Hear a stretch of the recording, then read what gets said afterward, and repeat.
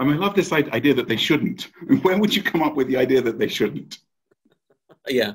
I mean, what industry? Who among, apart from futurologists, of course, are totally, totally in the clear.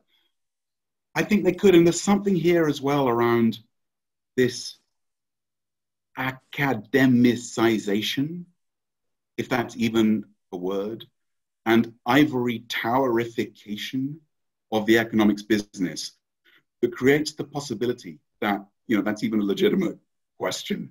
Because actually that's the reality. I mean, it's an illegitimate question, and it's the reality. We do have an academic practice, which, by the way, is way over my head most of the time. I hardly understand any of it.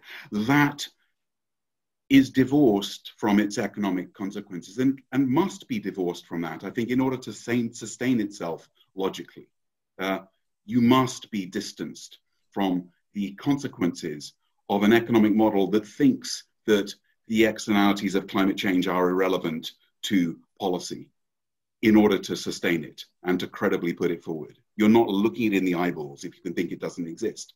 And there's something here again around a crucial switch from a long distance, top-down, centralized, bureaucratic, third industrial revolution model of how we examine the world to a distributed, localized, interdependent, and therefore much more accountable model of economics, where decisions are not taken by a center and expected to have long-term impacts on groups that are far-flung and in the future, but are distributed and local and consensual and responsive to the local conditions. And that's where I think, this notion of the small, this notion of the distributed, which these same technological powers, which could be creating a form of platform capitalism, which creates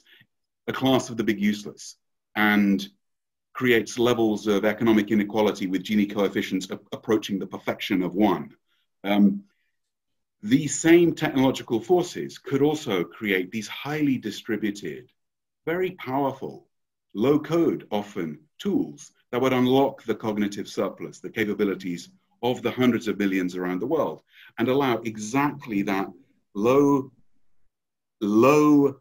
barrier to entry innovation and set of economic decision making, except that sets of economic decisions to be made at the local level where they really belong. I mean, and that shift from the highly centralized to the distributed, leveraging technology, I think, is one of the critical questions for economics, in particular around the question of intellectual property and how can it manage to break some of the intellectual property gridlock and monopolies that we've currently got that are inhibiting that transition.